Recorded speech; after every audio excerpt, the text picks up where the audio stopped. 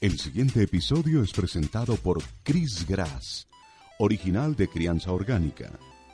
Crianza Orgánica es una red global que busca impactar el desarrollo económico local, transformando emprendedores en líderes empresariales exitosos. Si estás pensando en emprender, Chris Grass es una planta captadora de CO2 que crece entre los 0 y 2.500 metros de altura. Es ecológica, sostenible y con múltiples usos y beneficios. Se siembra en espacios de mínimo 1 hectárea. Su tiempo promedio de crecimiento hasta la etapa comercial es de apenas 12 meses.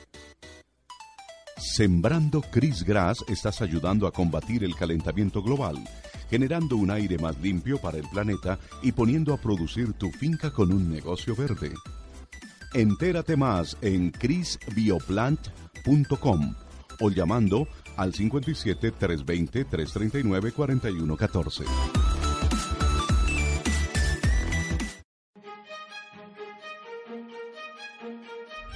Bienvenidos a Escuchando a... Hola a todo el mundo, hoy nos encontramos con una actriz colombiana, Aida Bosa. Una edición especial de Escuchando Ando. Muchísimas gracias, ¿cómo están? Muchas gracias por la invitación. A mujeres y hombres que han triunfado en el mundo del emprendimiento personal y empresarial. El enfrentarte tú con la resistencia, porque esto es una carrera de resistencia. Y ese trabajo que se hizo, la banda sonora de esa serie, es lo que hoy en día es mi primer proyecto musical. Aida, ¿cómo es la preparación suya para un papel? Escuchando a... Son historias personales de sueños y metas y el camino que siguieron para llegar a ser una referencia de superación y éxito. Una productora de bajo presupuesto empieza a competirle a dos grandes cadenas y termina ganándole. Estaba la idea de contar la vida de la niña Emilia, que realmente la productora, que fue Pilas Colombia, que fue la que hizo Déjala Morir, pues tenía que hacer esto con el dinero que había dado la autoridad. Oyen Escuchando a... Hola, soy Aida Bosa. Y a todos los que están Escuchando Ando, los invito a que escuchen y compartan conmigo parte de lo que he hecho y lo que he venido haciendo desde que empecé mi carrera actoral y ahora como cantante. Espero que les guste y bueno, nos conectamos aquí en Escuchando Ando. Presenta Gerson Ramírez. Hola a todo el mundo, hoy nos encontramos con una actriz colombiana, Aida Bosa, quien es de Cartagena de Indias y además de actriz es cantante. Aida, bienvenida a los micrófonos de Escuchando Ando. Muchísimas gracias, ¿cómo están? Muchas gracias por la invitación.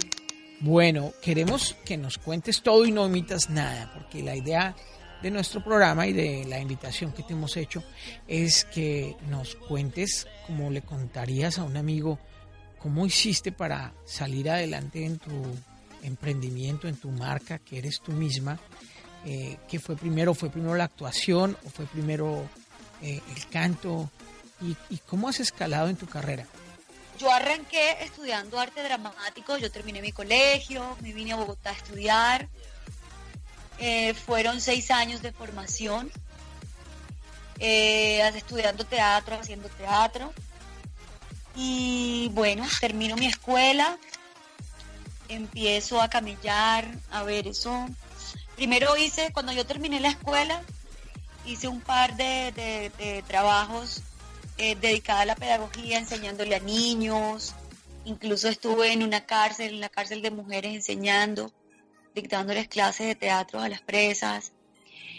Estuve también como con algunos compañeros haciendo obras de teatro.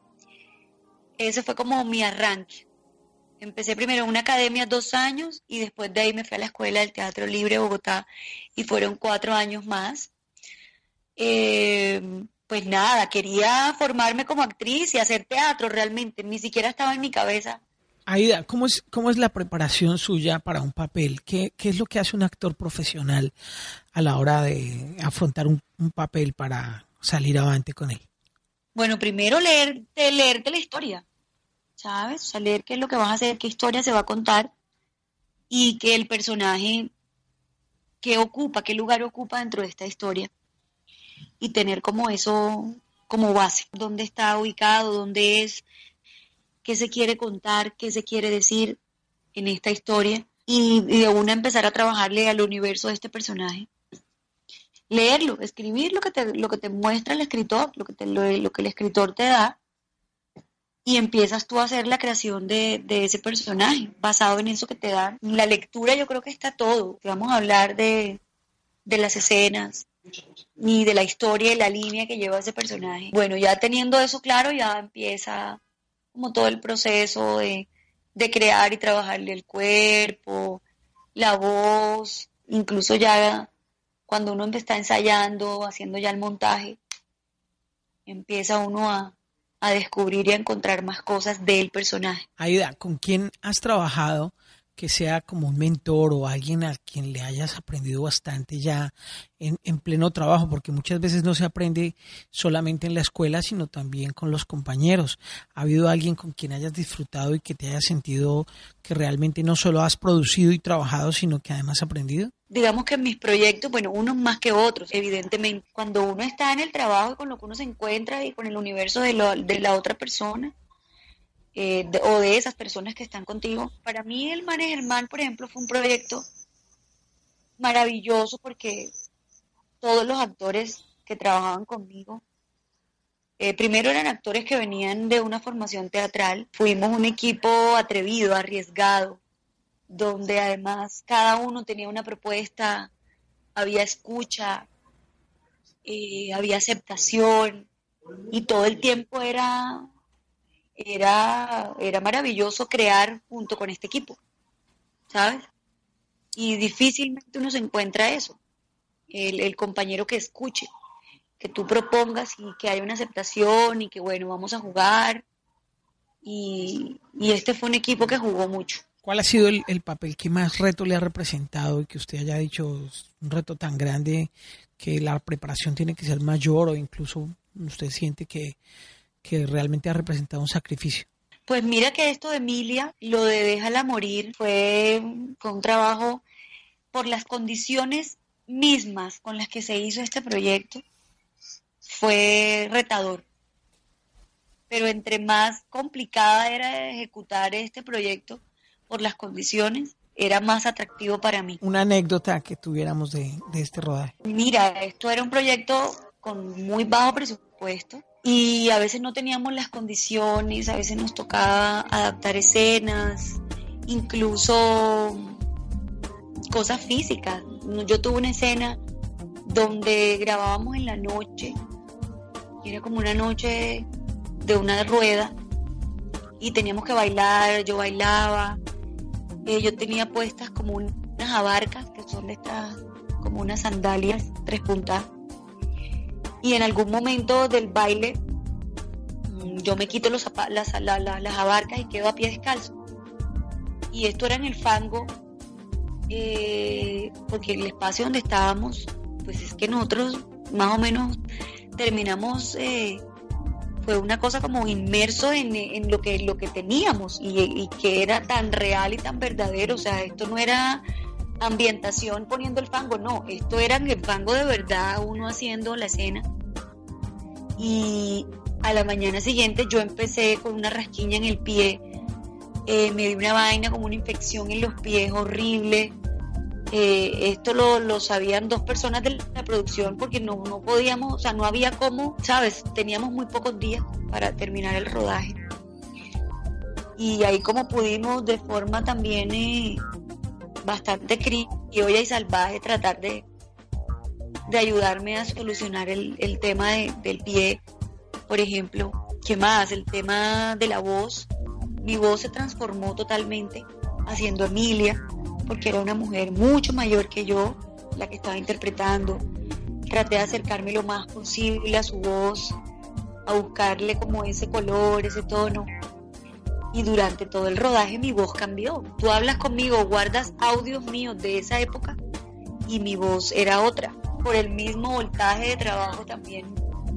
Uno estaba muy cansado y pues eso hasta incluso me terminó ayudando un poco a encontrarle también como ese tono, pero sí, Emilia en las condiciones como se hizo, a veces no encontrábamos la locación que necesitábamos y nos tocaba adaptarnos a donde estuviéramos, rodando al lado de un criadero de puercos y tocaba uno trabajar y aguantarse el olor de la mierda del puerco y, o sea, eran condiciones a veces bastante complicadas, pero pues era un proyecto en el que yo sabía lo que me había sometido, que era un proyecto de bajo presupuesto, pero quería contarlo porque era una historia mía, nuestra, y quería que contarla, necesitábamos contarla. Una historia de resistencia de nuestras mujeres que igual todavía sigue pasando. O sea, la mujer que saca adelante sus 5 o 6 hijos, con toda la adversidad sale adelante. Además, amplíanos un poco la historia y el contexto de esta serie, de este drama, porque es bien interesante a nivel de producción, ya que es como una guerra entre David y Goliat, porque la productora no es una productora de alto presupuesto, de alta factura. Colombia, que es el país donde se desarrolla, es un país que le invierte muy fuerte al tema de las producciones de novelas y de dramas. De hecho, es una fábrica completa de telenovelas y hay 2 grupos económicos gigantescos que son los que siempre llevan la pauta a la hora de hacer novelas y series. Resulta que esta producción no es de ninguno de esos 2 grandes monstruos de la producción de televisión. Cuéntenos un poquito acerca de ello, porque es bien interesante de ver cómo una productora de bajo presupuesto empieza a competirle a 2 grandes cadenas y termina ganándole. Efectivamente, bueno, Déjala Morir fue un proyecto para un canal regional.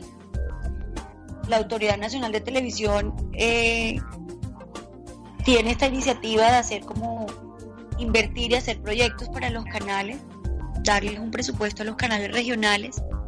Había una idea, estaba la idea de contar la vida de la niña Emilia, y bueno, el Universo también puso como al equipo de producción para realizarle esto al canal Telecaribe, pues porque realmente la productora, que fue Pilas Colombia, que fue la productora con la que yo trabajé, que fue la que hizo Déjala Morir, pues tenía que hacer esto con el dinero que había dado la autoridad, ¿sí? Y no había más, era eso. Era una historia nuestra, una historia contada para el Caribe y hecha también con gente del Caribe. Eso para mí se hizo muy atractivo desde el inicio. Era un riesgo también, porque era la primera vez también que yo iba a hacer un drama, ¿sabes? Un dramatizado para un canal regional. A mí lo que me dio un poco de tranquilidad y seguridad era el equipo con el que yo iba a trabajar. Tanto el director de actores, el director del proyecto, el escritor. Partiendo de ahí yo decía, bueno, si estas personas están en este equipo, que son personas con las que algunos ya había trabajado y conocía su trabajo, eso me dio a mí como la tranquilidad de poder decir, listo, yo me le mido a esto. Eso es lo primero, porque pues tampoco me lo hubiera lanzado porque sí, porque podría ser una historia de nosotros, pero ¿quién la va a hacer? ¿Cómo la van a hacer? Eso era importante. Sabía que no había un presupuesto, ¿sabes? No había un presupuesto importante para lo que íbamos a hacer, y era algo que se iba a hacer algo muy pequeño. Me refiero a pequeño en que eran 5 capítulos. Iban a ser 5 capítulos que finalmente se convirtieron en 10 mini capítulos, por la misma necesidad también con el tema de poder editar y hacer todo esto, porque muchas cosas no se pudieron contar, porque no alcanzó ni la plata ni el tiempo. De entrada, hay para mí como un toque de tranquilidad, y era con quién yo iba a hacer esto, quién iba a ser el director, quién lo iba a escribir, ¿sabes? Quién iba a dirigir esto.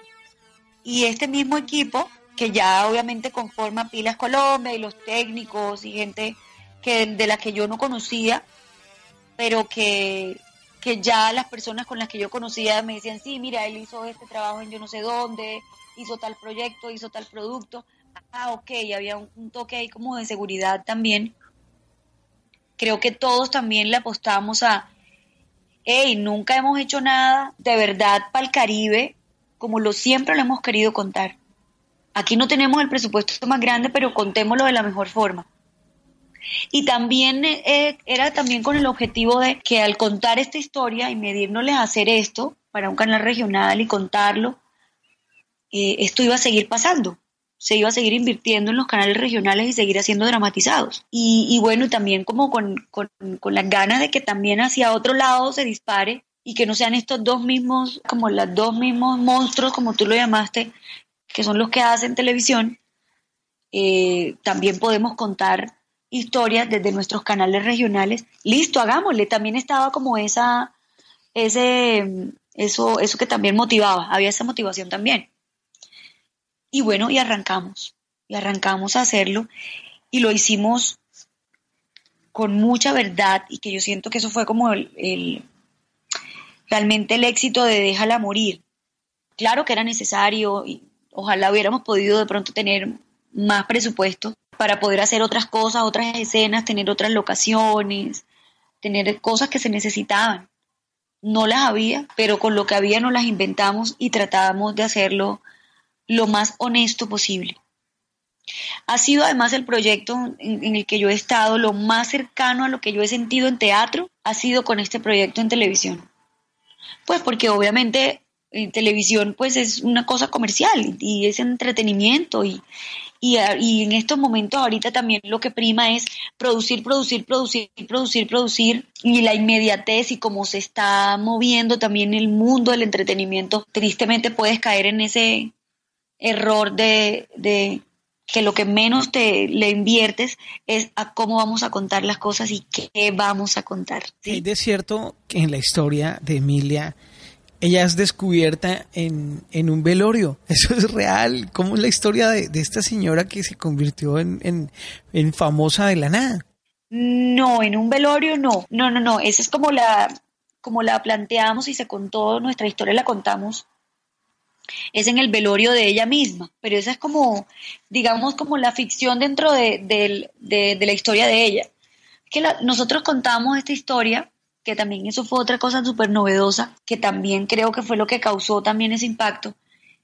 Déjala Morir fue contada de una forma bastante particular, y era que nosotros nos metía de la ficción, salíamos de pronto tú podías ver en el mismo capítulo, tú estás viendo como escenas en el detrás de, ¿sí? Y me ves a mí en Aida en búsqueda de la niña Emilia, o sea, la actriz en búsqueda del personaje.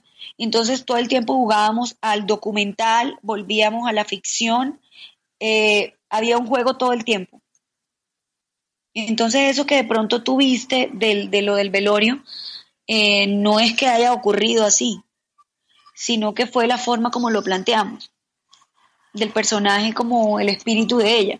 Sí, pero de todos modos es un trabajo que no se logra, o sea, tal vez si hubieran tenido un gran presupuesto, no hubieran podido haber logrado un trabajo tan especial, ¿no?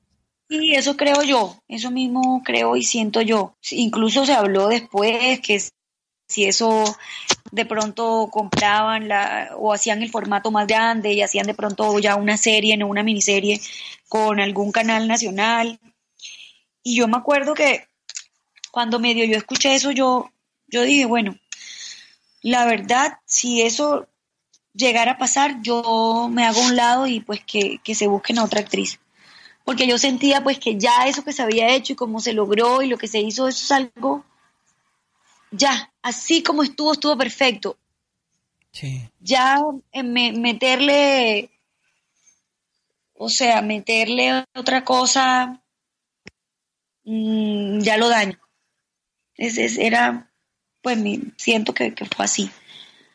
Y finalmente como que no se pudo dar y quedó así, quedó lo que se hizo, lo que se grabó, lo que se contó y cómo lo contamos. Es un gran ejemplo de cómo con un bajo presupuesto se pueden lograr grandes cosas y se pueden contar grandes historias. Démosle para ya despedirnos un saludo a la gente que está comenzando sus proyectos y que no tiene el presupuesto que quisiera. ¿Cuál es el mensaje que hay para ellos y los consejos que les podrías dar ya en la despedida? No soy como quien para dar un consejo, pero lo doy dentro de mí, dentro de lo que he vivido y he recibido hasta ahora. Finalmente, como lo contaba al principio, era un proyecto con bajo presupuesto, pero había algo ahí que que tenía un nivel de importancia, o sea, queríamos contar algo, que necesitábamos contarlo y contarlo desde el punto de vista de verdad como lo vive uno en el Caribe, ¿sí? Porque nosotros siempre nos mostraban las historias de la costa adornadas y bonitas, y correctamente bonitas, cuando la realidad es otra, ¿sí? Cuando uno se mete a los pueblos como el que donde estuvimos nosotros rodando en Mate, en Evitar, allá, pues uno ve que las cosas no son tan bonitas como se la muestra a uno de pronto en la televisión. Y nosotros mostramos tal cual como era, tal cual así, con el fango, como te hablaba. Entonces había algo que contar, o sea, había algo importante para hacer, algo que de verdad motivaba y necesitábamos hacerlo. Esa era una motivación. Si realmente hay una motivación importante, si yo quiero hacer mi empresa para, no sé, hacer empanadas, porque es que es la receta de mi abuela que viene de generación en generación y no tengo el presupuesto para poder hacerlas como, no sé, tener 5 puntos de entrada de una vez para vender, pero no sé, la única salida que tengo ahora es venderlas allá en el parqueadero de mi edificio. Pero necesito que esta receta la prueben y que esto no muera la tradición. O sea, de entrada uno siente las cosas, o sea, ¿qué quieres contar? ¿Qué quieres hacer? Ahí tiene que haber una motivación, ¿sabes? Porque esto es desde mi punto de vista. No solamente todo tiene que ser por un tema económico y del dinero. Sí, es necesario, lo necesitamos todo y necesitamos trabajar. Aparte, te digo, una de las cosas es que yo hice ese proyecto apostándole también a que chévere que se sigan contando cosas a nivel de un canal regional, pero ojo, y lo digo y lo sostengo y lo vuelvo a decir, yo eso lo hice una vez. Si a mí me invitan a trabajar otra vez para un canal regional, hey, se pudo hacer Emilia a bajo costo, pero por supuesto que se pueden seguir haciendo cosas, pero que paguen las cosas como son, ¿me explico? Con los presupuestos que son, porque es el trabajo también de la gente. Tú no vas a querer aspirar solamente a vender la empanada en el parqueadero, o sea, tú arrancas porque la quieres contar, pero la idea es que el día de mañana tú puedas tener el punto de venta aquí, allá, en Barranquilla, en Santa Marta, ¿me explico? No quedándote vendiendo las empanadas en el parqueadero. Entonces, eso tiene su juego ahí también, que puede ser un poco peligroso, pero sí tener claro hacia dónde vas con eso que quieres hacer. Pero arrancar, atreverse, lanzarse sin miedo. Y tú mismo vas sintiendo hacia a dónde es que tú quieres ir y vas sintiendo si por ahí es la vuelta o no. O la misma vida te va también diciendo, bueno, bien, por aquí es, o ahorita hay que atravesar este trecho aquí, pero para allá vamos. Te invitamos a que consultes nuestra página con los anteriores y nuestros nuevos episodios solo aquí en Escuchando Ando.